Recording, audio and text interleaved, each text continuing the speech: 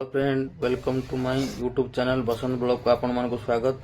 तो सांग मैंने देखु मुझे मटन बनिया जाऊँ देखु अदा रसुण पियाज ये सब छड़ेवा छड़े सारिक देखु आग को आम कौन हो मसला कसेवा देखु फ्रेंड। तो मसला टी कसेलु देख आमर सब मसला पकईदेलु मटन जो मसला दरकार आपण मैंने पकईदेलु पकई सारे देखु ए आग कौन हो फ्रेंड देख ये लुण पकेलु पद हिसाब से आम लुण पकेलु आदि कम थी पचर आम पकईदेबू।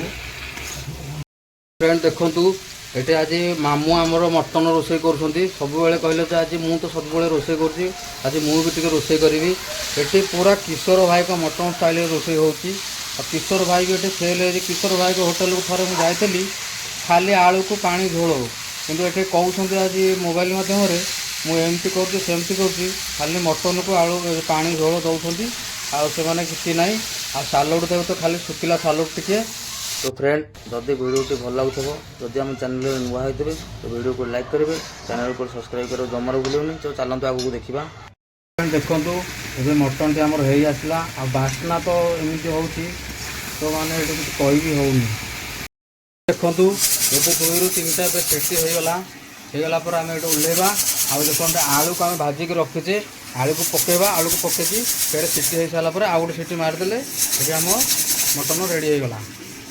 फ्रेंड देखु आपण मैंने देखु मटनर कलर केमती आसूसी देखु ये आउ ये हूँ मो मामू मामू तो सब मटन रांधुंती मामू आज कहले देख मु आज टी रांधि आज एमती देख केमती टेस्ट हो मोर आज टी खावा देखिए भाई मैंने एबे आम प्रेसर कुकर को उजाड़िलु अभी आम सीटी दबू मटन टी होगला 3 भाग होगला प्राय आम सीटी दबू।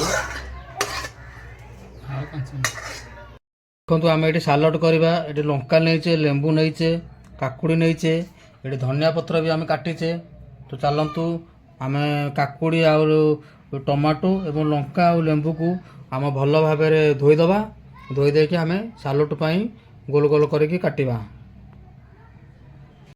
देखु ये दही भी अच्छी मटन अदा आम कषि होगला कषार आम टमाटो पकेलु ये टमाटो आगुरी ये पकेलु जे टमाटो आग पकड़ खाली पानी हम से देख मटन अदार आम टमाटो कषिलु फ्राए भाया होगला। एबे आम नबू प्रेसर कुकर सीटी दबू ये आम 3 भाग होगला। फिर देखु मटन अदा हाँपर आम ये मसला पकेलु मटन मसलाटा पकेलु भलसे टी गोल देबू तापर आम नबू प्रेसर कुकर सीटी दबू। देखु आम थाली की बाढ़िलु खाइबा मटन